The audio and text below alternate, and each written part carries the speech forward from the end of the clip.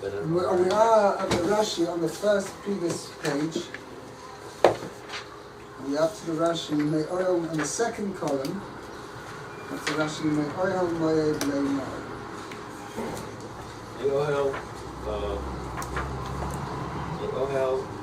Moed Le'imor. Yaakov. Hashem spoke to him from the tent of meeting. Right. Hashem spoke to him. Yocho Mikol Habayis. I might think that the voice emanated from the entire house. Talmud Lomar, the Torah teaches us, Me'al on the chorus, from on the curtain. So Rashi actually, this is the quote from a concept in his end of Parshas Nafshi. It said that Moshe was heard the sound emanating Me'al HaKapiris. Okay? Okay, that's what it came from on top of the Kapiris. The Kapiris was the cover of the Ark, which was in the Holy of Holies. The curtain? No. The Kapiris cover. That was the Poroiches. The Kapiris was the cover. The actual gold cover. Gold cover. It was between the two... 1 second, we have it. Yocho Me'al HaKapiris Kula. I might think the voice emanated from the entire cover. Talmud Loima. Bein Shnei Hakruvim. Between the two cherubs. Okay. I have to go outside and eat something else. Right, okay. We've got myself a chair. Things standing remotely here, chair. Okay. Fine. Okay, so therefore you see that the Torah qualifies exactly where the sound emanated. So it emanated from the tent of meeting, so that's the implication over here. But in Parshas Nosai, the Torah qualifies it even more specifically that it was from the voice emanated from on top of the Kapiris, from between the two cherubs. It's Kabiyachal, that's where the voice of Hashem emanated. Okay? Leimor. Now Rashi is bothered by this word Leimor, which means, as Lou correctly asked yesterday, that it says the word Leimor seems a little bit superfluous, because it says Hashem spoke to HaKodesh spoke to Moshe, and Hashem spoke to him from the tent of meeting, saying. Now, obviously, we're going to see in a second, that doesn't mean the regular meaning of Leimor, it means saying, right? Because the next passage says, speak to the Bnei Israel, and you shall say to them. So this implies that he's already told Moshe Rabbeinu, speak to the Bnei Israel, and you shall say the following to them. Although, so that can't mean the meaning of Leimor, to say to them. Hashem spoke to him to say to them.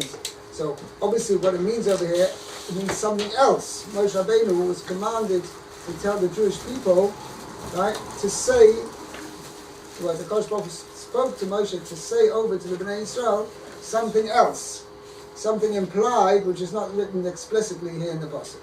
And this is what Rashi is going to say now. Leimor.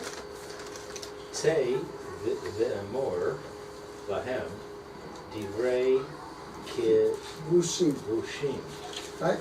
Say to the go out and tell them words of reproof. Not really reproof. Rebuke? Yeah, but it's not quite rebuke. It means something which will impress them deeply. Like you have kavush means to press. Oil press is called machbesha, right? Is a press, right? Something which is to conquer, right? Where you press, you impress upon. Right, you press the other side, the enemy, right? To conquer them, it's called lichvosh. Okay. So could you say powerful words? Words, powerful words or impressive words. I can't remember exactly how I translated it here. Words. Powerful words, I guess that's a good word to say. Yeshvilchem Midbar Midbar. imi. Now it's interesting, Rashi uses this expression because normally when I'm speaking to you, I'm ani medaber elecha, right? But when it says HaKodesh Baruch Hu was speaking to Moshe, the person used the term I am midaber elov, which means it was Kaviyachar HaKodesh Baruch Hu was conversing to the wall. He was midaber, he was in the middle of speaking, but the idea was that Moshe should hear what HaKodesh Baruch Hu was saying, even though the conversation was not directed to Moshe directly. It's like, I'll give you an example, you actually find that in the Megillah, when it says that when Achashverosh addressed Esther because he didn't know where she came from. So he would speak like to the wall, and Esther would be like, happen to hear, but he would not converse with her directly. Except only when she had revealed who she was, then it says that Achashverosh addressed her directly. So similarly, the same idea over here. Moshe Rabbeinu was the only one who heard exactly what HaKodesh was. The words which HaKodesh Baruch Hu said to him were exactly the words HaKodesh Baruch Hu said. What Moshe Rabbeinu heard did not require any interpretation. All other prophets, what they heard from Hashem, the communication they had from Hashem, they had to interpret the words of Hashem to know exactly what it meant. And that's what the Chazal say, that what all prophets has was aspeclaria she'ena me'ira, meaning just like you see somebody through a frosted glass, like the glass over there, so you can see somebody moving, you can't see exact details. It takes discernment to be able to know exactly who the other person is on the other side. It's the same thing when in order to explain HaKodesh Baruch Hu's words, HaKodesh Baruch Hu told it to them in a form of a riddle, form of a metaphor, and they had to work out what exactly Hashem meant. However, when HaKodesh Baruch Hu spoke to Moshe, HaKodesh Baruch Hu spoke exactly the words Moshe was to hear, exactly what, like it says in the Pasuk. This is what Moshe Rabbeinu heard. He didn't need quite any interpretation. Yes, Yaakov. What satisfied my question before is why should Moshe get this clarity? He's got to be able to tell and convince the people that they're doing right, all right, that's fine, and teach them, but also where they're going wrong, and not to work it out in a puzzle like the other prophets. The prophets are doing Hashem's work. No, I'm just understanding why the.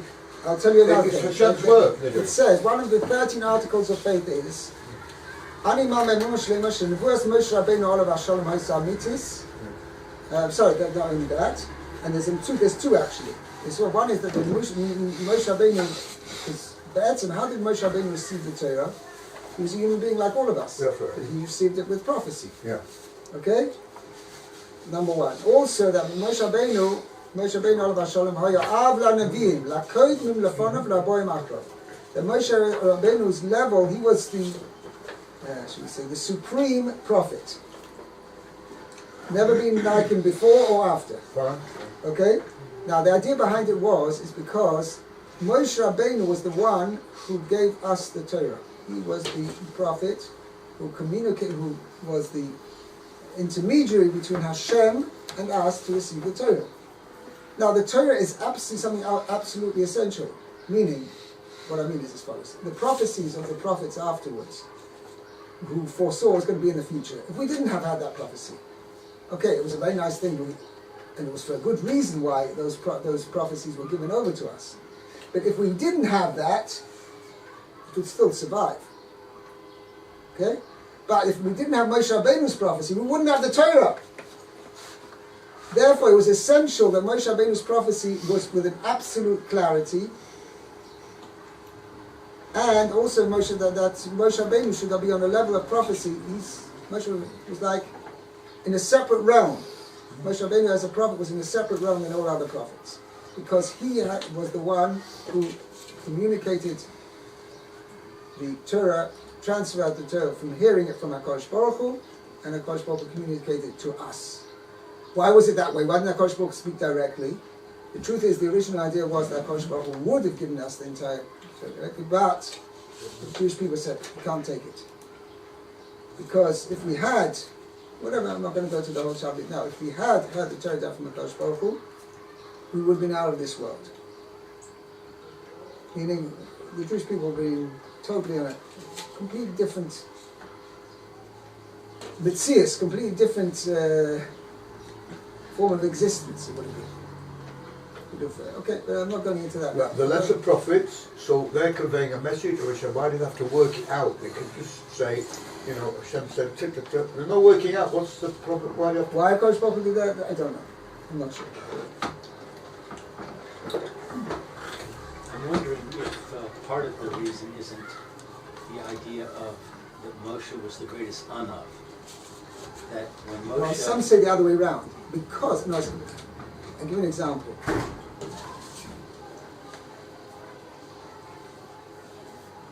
If you've heard about a great person, but you've never actually met him, right? So you'll have a certain vision of what he's like. But if you actually go ahead and meet him, you'll be like awestruck by who it is.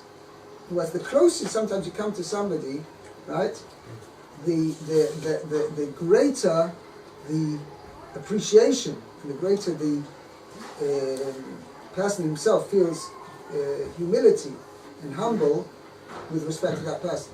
So the Mepharshim Taka say that with Moshe Rabbeinu. Do you know why Moshe Rabbeinu was the most humble of all men? It's because he had this close connection to Hashem. Because he knew who Hashem was more than anybody else. And because of that, that humbled him completely. Much more than anybody else. So that's consistent with what I was going to say. Right. It's a two-way street. That Moshe didn't insert any interpretation. He was just a conduit. Right. Whereas the other prophets were not like that. They had to insert their own. They had a filter through which the information came. That the filter was their personality. And so, Mida Keneged Mida, Hashem says, you're going to interpret, no matter what, you're going to interpret what I say, so I'm going to force you to interpret it. Okay, there is something to what you're saying. I'm not sure it's 100% like that, but you're making a very good point. What I'm saying, I'm not saying you're wrong. It's not true. Because there is definitely, but I don't know enough to be able to tell you, yes, you're 100% right. Okay? I'll admit to that. Okay? Sure. Okay, so let's carry on. So he says, V'shmilchem, so he says, Tzeva Mar Lahem, Dibei Kedushim. Go and tell them words of powerful words which will be impressing upon them. B'shmilchem hu nidbarini. For your sake, HaKodesh Baruch Hu is conversant with me. Shekein motzinu, carry on, Shekein motzinu. And therefore, for so we find, right? So we find, Shekol, I don't know this abbreviation. Lamed Ches, 38. Yes. All the 38 years. Shana, years, Shahayu Yisrael Amidbar, that is, Israel was in the wilderness. Kim Nudim. Right. One's like people excommunicated. You know that somebody is being put into Cherem, put into Nidui, being excommunicated. Yes. Right? Min ha-meraglim ve'ela, from the episode of the Meraglim and onwards, right? As a result of, because Klal Yisrael were, should we say, put in the corner, right? They've been excommunicated from HaKodesh Baruch Hu. As a result of that, lo nisyachet hadibur im Moshe. HaKodesh Baruch Hu did not speak with Moshe during those entire 38 years. Because even though Moshe Rabbeinu himself was on the level to hear the prophecy from Hashem, right? But nevertheless, since Klal Yisrael were not, for their sins, were not on the level to be worthy of a communication from HaKodesh Baruch Hu, therefore HaKodesh Baruch Hu did not converse at all with Moshe Rabbeinu at all during those entire 38 years.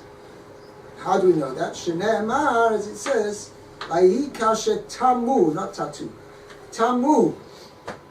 It's a printing mistake here. There should be a mem there. Vayihi kashet tamu. Right?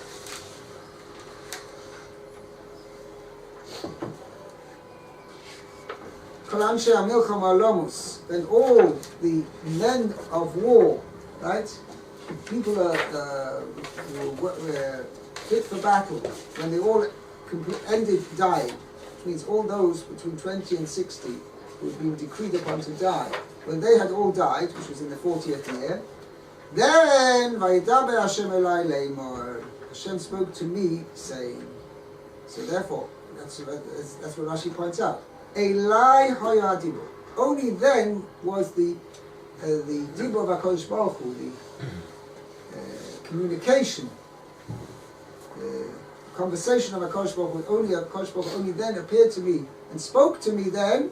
Why? Only when you, Klal Yisrael, were worthy of hearing communication from HaKodesh Baruch Hu. Okay? So that's one thing. So this is what is implied here in the word Leimor. This is what Moshe Rabbeinu was supposed to tell the Jewish people. In other words, even before HaKodesh Baruch Hu said anything, he says, HaKodesh Baruch Hu told him, tell the Jewish people how that HaKodesh Baruch Hu will only communicate something to me if it's for your sake, if it's something which is supposed to be passed on to you. Otherwise, HaKodesh Baruch Hu is not going to speak to me. Okay, that's shot number one. Tova Acher, you want to carry on? Davar Acher, say ve'amor lahem, go out and say to them, Divarai, my words, V'hashiveni im yikablum, if you will receive, V'hashiveni, and answer me, im yikablum, if they are willing to accept them. Moshe Nema, we find a similar concept. Vayashev Moshe es divrei ha'am, to go. There, this passage is mentioned before the HaKodesh Baruch Hu gave Moshe Rabbeinu the Ten Commandments. HaKodesh Baruch Hu pronounced the Ten Commandments at Har Sinai. So first Moshe Rabbeinu went up to Hashem, and HaKodesh Baruch Hu told him, go and ask the people if they're willing to accept what I'm going to do. And that's when Klal Yisrael said, Na'aseh v'nishma. And then it says, Vayoshev Moshe's Divraham. Moshe Rabbeinu brought back the response of the Jewish people back to HaKodesh Baruch Hu and told them what the people had said. And the Mefarshim dwell on that and say, well, 1 second. HaKodesh Baruch Hu knew exactly what the people had said, even without Moshe Rabbeinu telling, because HaKodesh Baruch Hu knows everything. The only things we learn from here, Derech Eretz. Okay? When we learn things, somebody asks you to do something or whatever, it's only things, even if we know that the person knows that it's been carried out, it's only a polite thing. You go back and tell him, listen, you asked me to do this, I did what you asked me to do. Okay? But anyway, at one point we see that there's this concept that HaKodesh Baruch Hu will ask Moshe Rabbeinu to ask the people if they're willing to accept all the words of Hashem, and the Moshe Rabbeinu's task was to go and deliver a response back to HaKodesh Baruch Hu and say whether the people accepted it or not. That's what it means, Leimor, right? To say, as HaKodesh Baruch Hu spoke to Moshe, Leimor, for him to say what? According to the first chart, to tell them words of reproof, words that will impress upon them their obligation. And number two, Leimor, was the words to say back to HaKodesh Baruch Hu. My HaKodesh Baruch Hu told Moshe, I'm going to tell you, give you mitzvahs over here, and I want you to report back to me if the people are willing to accept it. Okay, who's next? Who didn't read yesterday? I read yesterday? Who was here yesterday? Mordechai read yesterday? I was here. Okay. Yaakov, please read. Okay? Daber ben Israel, Amat Alehem, speak to the children of Israel and say to them, Adam ki yakriv mikem, a man, because... Any man. Yakriv mikem. So really what you have to translate is it means, Adam mikem, any man from among you, ki yakriv, who wishes to offer korban, offering Hashem for Hashem, min ha-behema. From the animal, from the habakah, from the Cattle. From the cattle, someone from the flock, you bring them Takrivu as korban. as a korban. So you shall offer your offering. Okay? Right, so... There's any person who wishes to offer a korban, an offering to Hashem, he may offer it from animals. It should be from either cattle or from flock. You shall offer your. Now, there's many extra words over here in the passage, and this is what Rashi is going to dwell on. But the korban, because you just could say mina behema, mina baka, mina tzoy. The last words takrives korban chem are superfluous. Also, you didn't need to say mina behema. Okay, you just said mina baka, mina tzoy. From the... You say, what would you say? Just say mina baka or mina tzoy, from cattle and from sheep. The word mina behema is superfluous. Okay? I mean, in Kipshuta, what it means is that if you're offering from animals, then it should be from baka and tzoy. As opposed to, in the next section, if you offer a bird, you can offer a bird offering, or you can offer a meal offering. So this section is talking about from animal offerings. Then the Torah is telling you, from animals, offer either from cattle or from sheep. It's very interesting. I don't know how many different species of animals there are, but there are only 3 kosher. So first, let me point out to you, there's a difference what the Torah calls a behema, which is a domesticated animal, and a chaya. Also not a bird, right? No, obviously it's not a bird. I'm saying, but even in animals themselves, right? Quadrupeds, okay, mammals, okay. There are 2 different types of behema, which are domesticated animals. Or it's actually a slight difference. Some say domesticated, some say herbivorous animals. The truth is they're all herbivorous.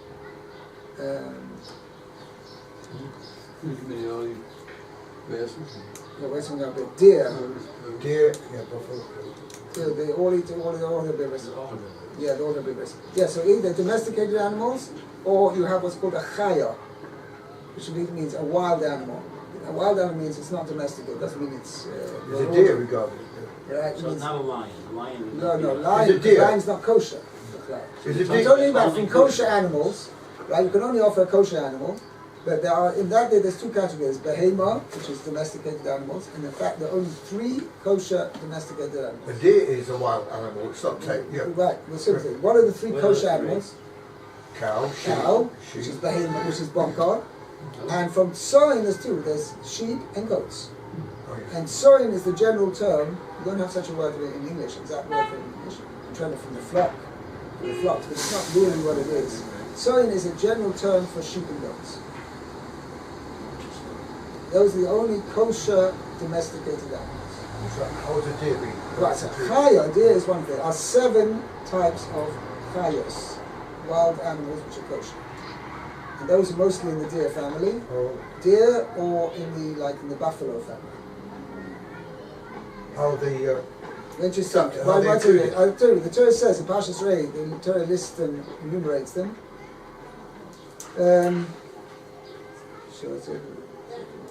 Ayol utzvi v'yachmor, hakoy v'tishoin us'oy v'zom.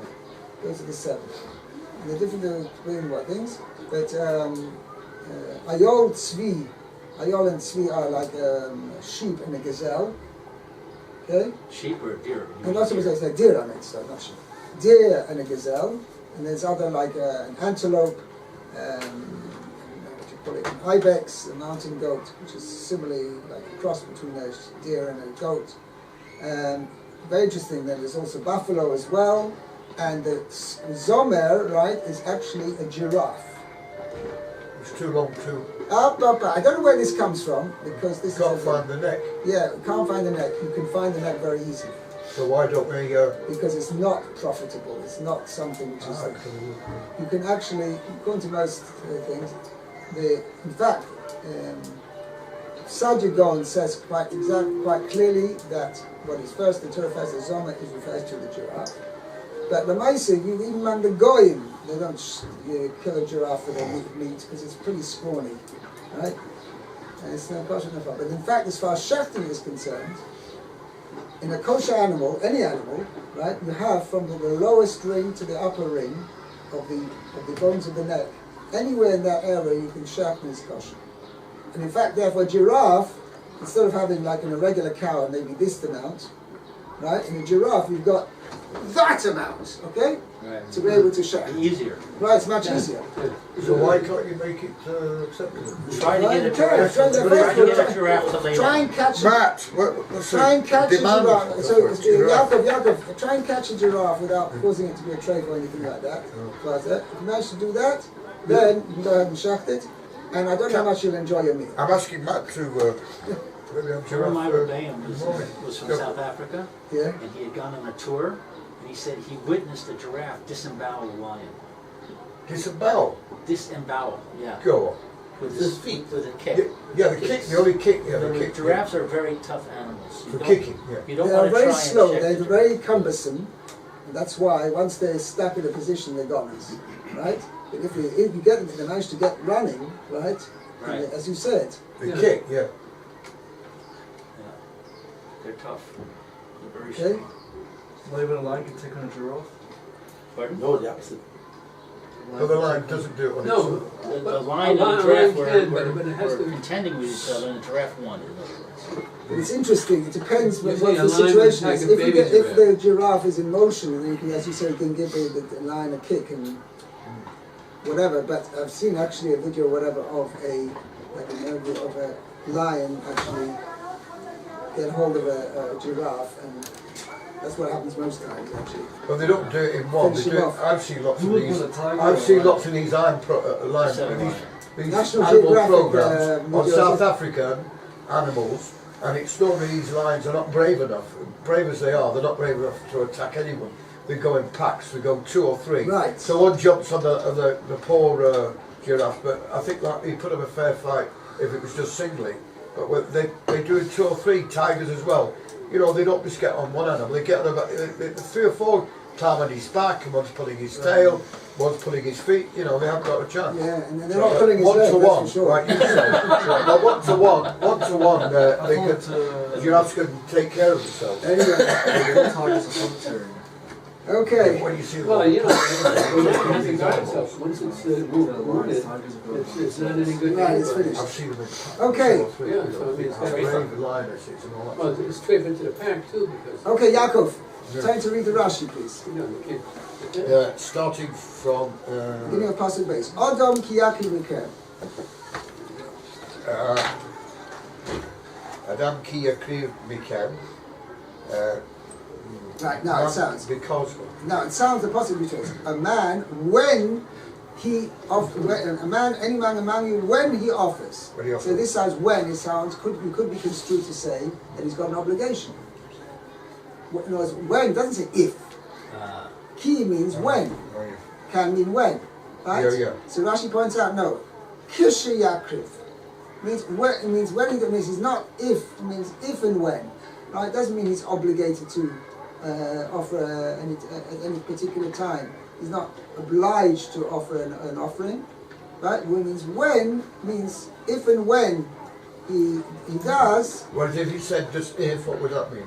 No, if for sure. Rashi's pointing out, even though the term key can be construed as explains being when, it doesn't mean it's an obligation. It means kishiyak when he chooses to offer. The karbonos nedava divoini. The pasuk's talking about. The pasuk's talking about voluntary offerings, not obligatory offerings. Okay. Okay. Now, next Rashi. Adam. Adam, lama ne'amar. Why does he say? Why is the pasuk mentioned Adam? Yeah, Adam, when he showed Lord Hakriv Bo Hagadol. Min hagazel. Min hagazel. Oh, Hagazel, sorry.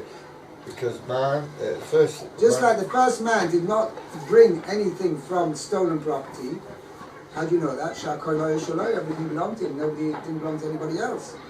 Afatem, you too. Lo takrivu min hagazel.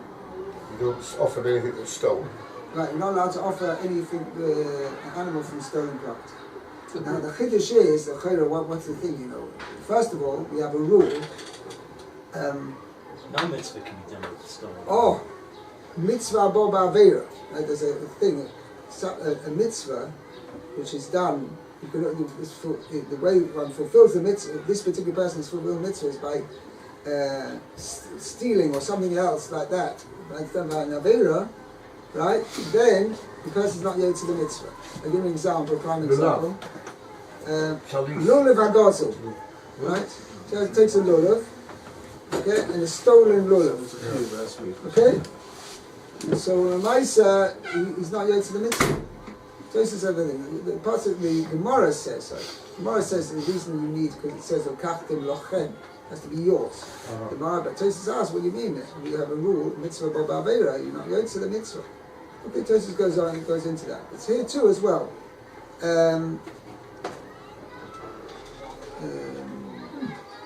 We first discussed this over here, but I have to check up again what exactly the point over here they say. Okay? Just 1 second. Yeah. Habehema. Yachol. Af hachaya bichlal. Is able even. I might think that also now. This is Rashi's bringing an interesting point. There's a Gemara in Shabbos says sometimes the Torah, for instance, Gabe Shabbos, mitzvah Shabbos. Sochas yom Shabbos lekacher. Sheish yom tevet asika matev yom shish Shabbos Hashem lekecha. Leisa asika melacha. At tovim chomitecha. At chova moscha. V'imtecha. V'gecha Hashem b'shorech. The Torah says your animals uv'imtecha. What about a person has a pet deer, a pet monkey? Right? Is he allowed to do work for you on Shabbos? No. Says the Gemara, no, because when he said the general term animals, uv'imtecha means all animals, including chayim. However, here this is the exception.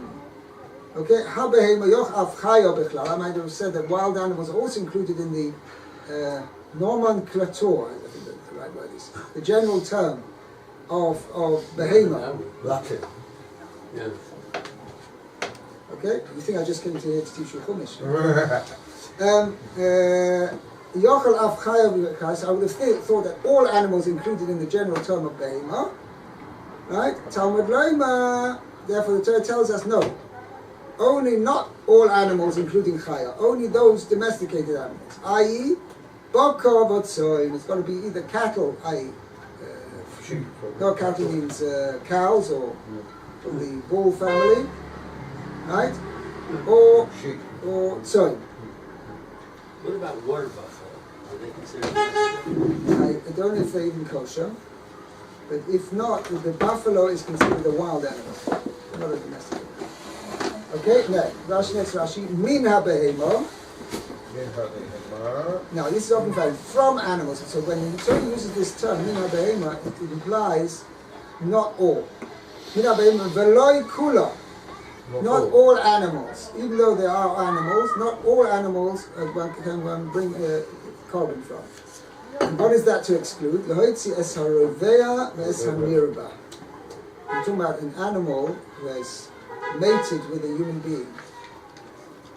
Whether it be a male animal who is mated with a human woman, right? Sure. Or that's a rovea, because that is the male, he's the male who's the more active partner.